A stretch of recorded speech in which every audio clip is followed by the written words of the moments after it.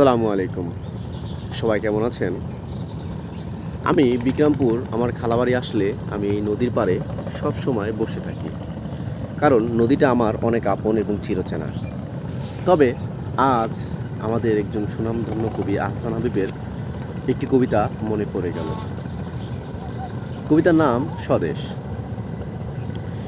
এই যে নদী, নদীর জোয়ার, নৌকা সারে সারে, একলা বসে আপন মনে বসে নদীর ধারে। এই ছবিটি চেনা।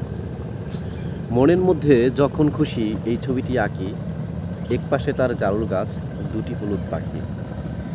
এমনি পাওয়া এই ছবিটি করিতে নয় কেনা,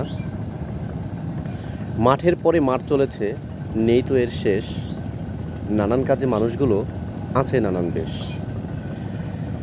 যদিও এখানে জারুল গাছ নেই, তবে আম গাছ, কাঁঠাল গাছ সহ অন্যান্য গাছ রয়েছে।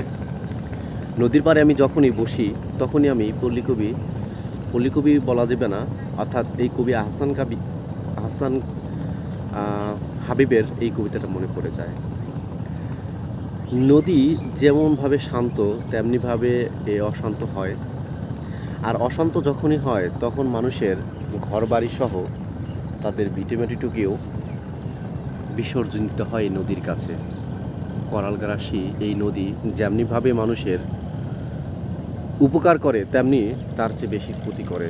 মানুষের শেষ আশ্রয়টুকু নিয়ে যায় এই নদী।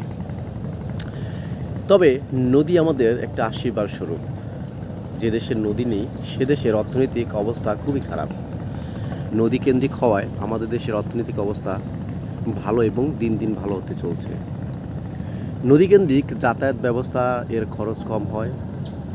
অর্থনৈতিক বিভিন্ন মালামাল আনার ক্ষেত্রেও খরচ কম পড়ে। তবে সময় বেশি লাগলেও এর খরচের দিক থেকে বিবেচনা করে তখন এই নদী কেন্দ্রিক পথটাই বেশি ব্যবহার করে ব্যবসায়ীগণ। এছাড়া ছোট ছোট পরিবার যারা আছে তারা এই নদীকে কেন্দ্র করে অবলম্বন করে জীবিকা নির্বাহ করে। তাদের মধ্যে জেলেরা অন্যতম। তাদের প্রধান পেশা হচ্ছে এই মাছ ধরা, যা এই নদীকে কেন্দ্র করে হয়ে থাকে।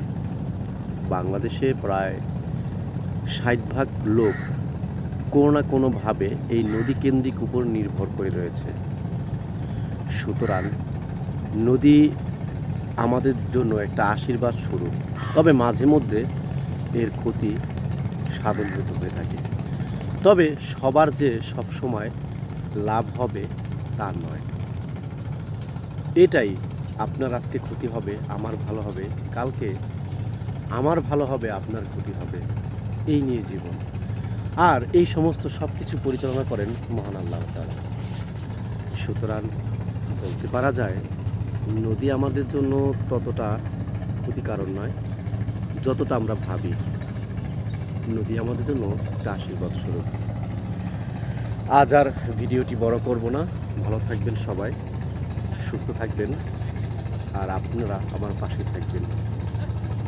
ভিডিওটি শেয়ার করে দেবেন, আর আমার বাংলার বিচিত্র চ্যানেল সহ আমার প্রোফাইল আইডি আরিফ হোসেন এর সাথে থাকবেন। ধন্যবাদ সবাইকে। আসসালামু আলাইকুম।